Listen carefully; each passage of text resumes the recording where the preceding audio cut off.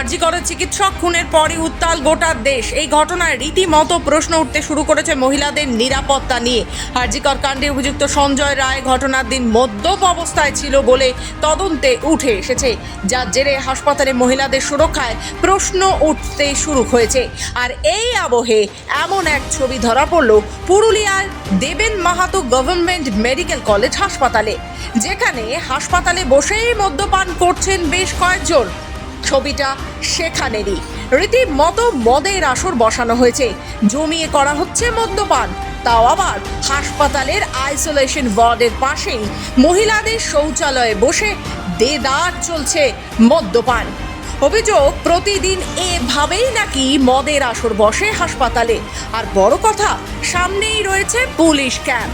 এখানেই প্রশ্ন উঠতে শুরু করেছে, পাশে পুলিশ ক্যাম্প থাকা সত্ত্বেও হাসপাতালে মহিলাদের শৌচালয়ে বসে কিভাবে মদ্যপান করছে তারা? প্রশাসনের নজর কি পড়েনি এতে? মদ্যপানের এই ভিডিও প্রকাশ্যে আসতেই নিজের অপরাধের কথা স্বীকার করলেন ওই ব্যক্তি। না না, মদ খাতে দেখায় নাই। মদ খাওয়া তো হয় ঠিক আছে। মদ আমি মানে অসুবিধার জন্য মানে এই পায়ে বা দেখো খোলা আছে, আর কেউ নেই।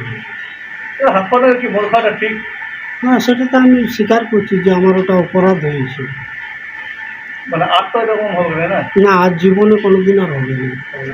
পাশে পুলিশ ক্যাম্প থাকতে এমন ঘটনা কিভাবে ঘটতে পারে? নারী সুরক্ষা সুনিশ্চিত করা প্রয়োজন, এই নিয়ে উদ্বেগ প্রকাশ করলেন স্থানীয়রা।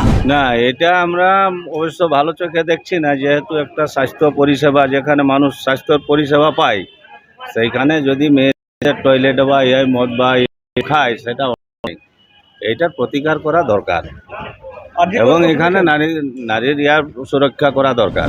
জানা গেছে, পুরুলিয়ার দেবেন মাহাতো গভর্নমেন্ট মেডিকেল কলেজ হাসপাতালে একটি এজেন্সির মাধ্যমে চলে ওই শৌচালয়টি, যেখানে হাসপাতালের রোগীদের আত্মীয় পরিজনেরা পয়সা দিয়ে ব্যবহার করে থাকেন।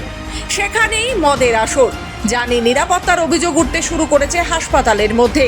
যদিও এই ঘটনার খবর পেতেই থানায় এফআইআর দায়ের করেছেন মেডিকেল সুপারিনটেন্ডেন্ট কাম vice principal doctor Sukamal Bishoyi. হ্যাঁ, এই জিনিসটা আমিও দেখেছি আজকে সকালে, এবং সকালে ইনফরমেশনটা পাই।